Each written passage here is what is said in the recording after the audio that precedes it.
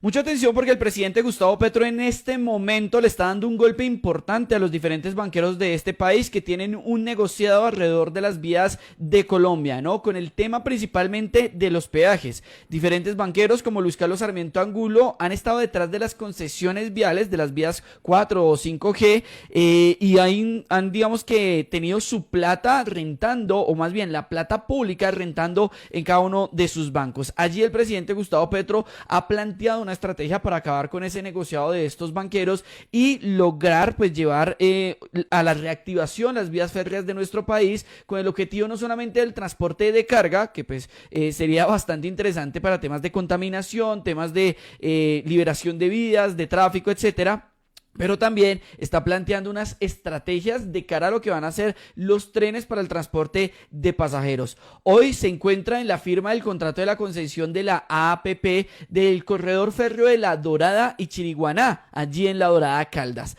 Con esto, el presidente Gustavo Petro le envía un mensaje contundente a los banqueros. De hecho, en su discurso ya lo vamos a escuchar, los termina mencionando y les dice: esta reactivación de las vías férreas no la quieren ni la clase política tradicional, ni mucho menos la clase económica de Colombia, pues porque ellos se están lucrando con el tema de los peajes, y los trenes, a diferencia de las vías o de lo que tienen que pagar las mulas, los camiones, etcétera, no tienen peajes, por lo cual pues se le está acabando el negociado, insisto, a estos banqueros. Quiero ver si ya está saliendo el discurso por parte del presidente Gustavo Petro aquí en el canal, en las redes oficiales de Presidencia. Bueno, por el momento no, pero quiero que escuchemos lo que fue el discurso del presidente allí en Chiriguaná. Lo vamos a escuchar desde acá, que igual, bueno, no tiene la mejor imagen seguramente, pero el audio sí se alcanza a escuchar mientras se lanza, ¿no?, este mismo video en las redes de Presidencia. Ojo. ¡Que viva el gobierno del cambio! ¡Que viva nuestro presidente Gustavo Petro! Bien, un saludo especial a las trabajadoras y trabajadores de la industria ferroviaria que va a crecer en Colombia. Lideresas, líderes, comunidad doradense y salgareña presentes. Directora del Departamento Administrativo de la Presidencia y Secretaria General de la Presidencia, Angie Lisset Rodríguez Fajardo. Ministra de Comercio, Industria y Turismo, Ana Rojas Mantial, del municipio de La Dorada. Voy a adelantar los saludos. Javier Torres Yar, fundadora de la República, Sandra Jaimes Cruz, antes del sector gremial, empresarial y financiero. Aquí veo a el expresidente del gremio de infraestructura. Grupo musical La Chirimía, que ya murió el pobre Leonardo Fabio, pero este es Leonardo Fabio el joven. Medios de comunicación. Tenemos aquí un descuadre entre la casa militar y el presidente civil, porque a mí me gusta, si vamos a inaugurar un tren, pues estar en el tren. Y el tren está en los rieles, lo deberíamos estar es allá. Y con el pueblo, y no encerrarnos. No encerrarnos, porque es que allá adentro no inauguramos el tren está inaugurándose, ojalá hubiéramos podido arrancar ahí, porque esas ideas fuerza que quedan en la mente de la gente son fundamentales. Cuando la gente ve el tren andando, sabe que arrancó. Y esa era la idea que yo quería dar a todo el país, que el tren arranca. Y arranca aquí. Se han hecho esfuerzos, indudablemente, no solamente en este gobierno, para lograr recuperar una idea de nuestros abuelos que se hizo realidad allá, con la plata con la que vendieron a Panamá 13 millones de dólares. Una oligarquía que no fue capaz de defender a Panamá. Hoy está llena de soldados norteamericanos otra vez. Con ese dinero, no sé si es todo o se llevaron una parte, se hicieron los ferrocarriles de Colombia. Aún hoy vemos algunos rieles por ahí oxidados, porque algún presidente muy inteligentísimo, creo que Turbay Ayala, se le ocurrió que había que acabar los ferrocarriles, porque había un negocio más próspero para ellos, pero no para el pueblo, que era en estas difíciles montañas, cordilleras, encaramar tractomulas inmensas con carga que generalmente es importando productos, no exportando nuestra producción, y entonces decidieron acabar los ferrocarriles nacionales de Colombia. Miren esto tan interesante que está hablando el presidente Gustavo Petro. ¿Escucharon ustedes el nombre del presidente que él mencionó que decidió acabar con los trenes en nuestro país? Turbay Ayala. ¿Sabe quién pretende ser candidato presidencial por parte del Centro Democrático, por parte del uribismo? Pues amigos, uno de los mismos Turbay. Es increíble, o sea, han destrozado a Colombia desde hace muchos años, décadas afectando a Colombia, y aún así tienen el descaro del cirismo de mostrarse como una posibilidad, como una alternativa para llegar a la presidencia en el 2026. ¿Por qué terminaban acabando los trenes? Porque claro, era más rentable o el negocio estaba detrás de los peajes que tenían que pagar los camiones, las mulas, en fin, para transportar carga, más bien para transportar todo tipo de materias, insumos, etcétera, este tipo de camiones de carga pesada. Ahí estaba el negocio. Los trenes no eran rentables. Entonces generaron dos daños, en dos vías por lo menos. Un tema ambiental y un tema de sobrecostos de alimentos, de insumos, etcétera. Porque eso que termina pagándose en peajes, se lo terminan cobrando al usuario final, es decir, a usted y a mí.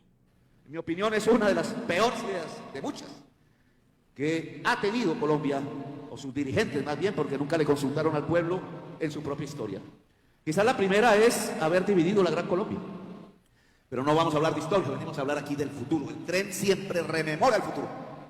Y andando más, porque es el tren de la historia. No solo estamos prendiendo aquí una máquina, estamos prendiendo la posible historia futura del país. Aquí, en esta línea férrea, se construyó por primera vez, y también en el río Magdalena, los primeros sindicatos, organizaciones obreras, de los colombianos y las colombianas a principios del siglo XX. Y mañana es 1 de mayo, y hemos convocado a millones y millones de personas a que salgamos a las calles, a la plaza pública, así como ahora, para luchar por algo mínimo, pero absolutamente justo: los derechos de la gente que trabaja.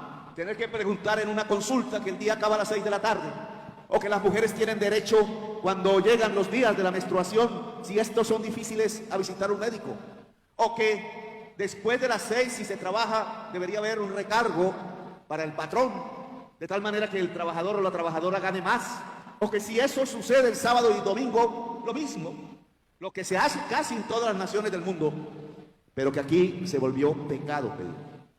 Como si estuviéramos pidiendo demasiado, como si trabajar 8 horas al día, que desde el siglo XIX se viene pidiendo y fue ley de la República de Colombia, ahora se trate de una exageración. Voy a hacer algo. En este momento acaba de salir este mismo video en las redes de Presidencia. La verdad está con una mayor calidad, la verdad con una mejor imagen y sonido. Entonces lo vamos a ver desde acá. Los pueblos y se vinculaban las mercancías que trocaban. A ver. Hoy está llena de soldados norteamericanos otra vez. Con ese... Lo voy a tomar desde el inicio, porque creo que no, incluso no hemos llegado hasta donde está en este momento. Atención. Indudablemente, no solamente en este gobierno, para lograr recuperar una idea de nuestros abuelos que se hizo realidad allá, con la plata con la que vendieron a Panamá 13 millones de dólares. Una oligarquía que no fue capaz de defender a Panamá. Hoy está llena de soldados norteamericanos otra vez. Con ese dinero, no sé si es todo o se llevaron una parte, se hicieron los ferrocarriles de Colombia.